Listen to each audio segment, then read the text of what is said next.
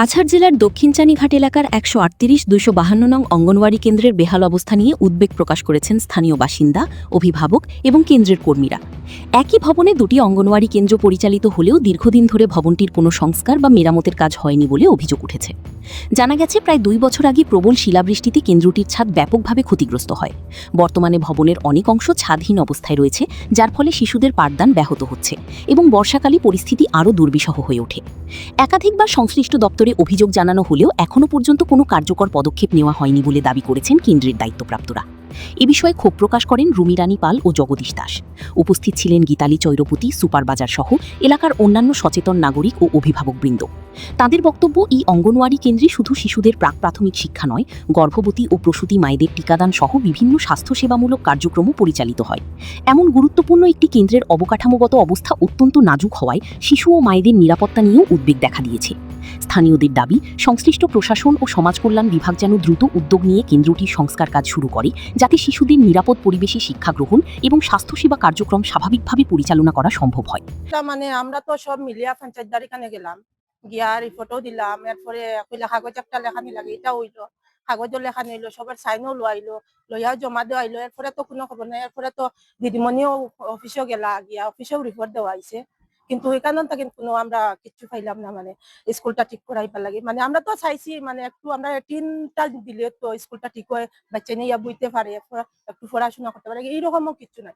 আমরা সবার কাছে তো আবদার করছি, এরকম কিছু পাইছি না এখনো। আর ক্লাস হয় না, কেন বৃষ্টি পড়ে, বৃষ্টির লাগি ঘরের মধ্যে বয়াও যায় না, আর বন্ধ থাকে, সব জিনিস ভিজিয়া নষ্ট হইয়া যায়, এখানে বইবারও কোনো।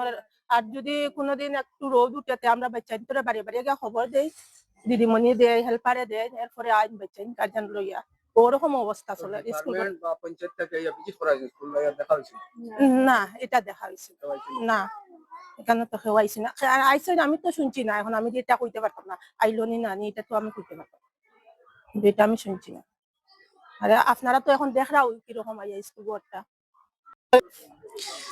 মানব গড়ার কারখানা, যেটা আমরা প্রথম থেকে শিক্ষা পাই অঙ্গনাদি স্কুল। কেন দুইটা সেন্টার আছে, আপনারা দেখতে পাত্র আমার পিছনে, তো একটার সঙ্গে অন্য একটা আইয়া যুক্ত হয়েছে।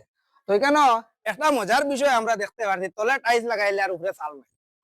আচ্ছা, কোন চাইন মানব গড়ার কারখানা এইভাবে চলব না, উপরে পলিথিন লাগাইয়া তেরফাল লাগাইয়া ছোট ছোট বাচ্চা ধরে বর্তমান অবস্থায় পড়াইতা।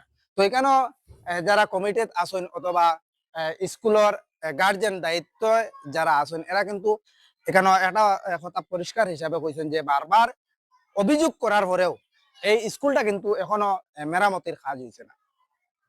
আমরা আরেকটা বিষয় কেন জানতে পারছি যে এই অঙ্গনাদি সেন্টারও যারা আমাদের মা বোন গর্ভবতী আছেন, তারারে কিন্তু এখানে ভ্যাকসিন দেওয়া হয়।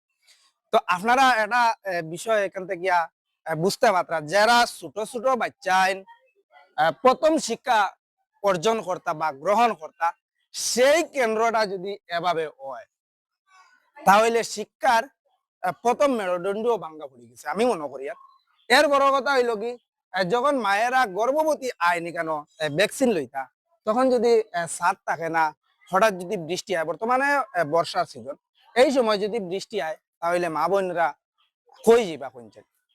তো এখানে আমরা পরিস্থিতি যেগুলা আছে, এই পরিস্থিতিগুলা আপনারা সম্মুখে তুলিয়া ধরিয়ার, অথবা এখানে অনেকে বক্তব্য রাখছেন, সেই বক্তব্য আপনারা সম্মুখে তুলিয়া ধরিয়া। তো আমি সর্বশেষে একটা জিনিস অনুরোধ রাখবো, যে আমরা জীবন গড়া প্রথম থেকে শুরু হয় অঙ্গনাদি স্কুল থেকে।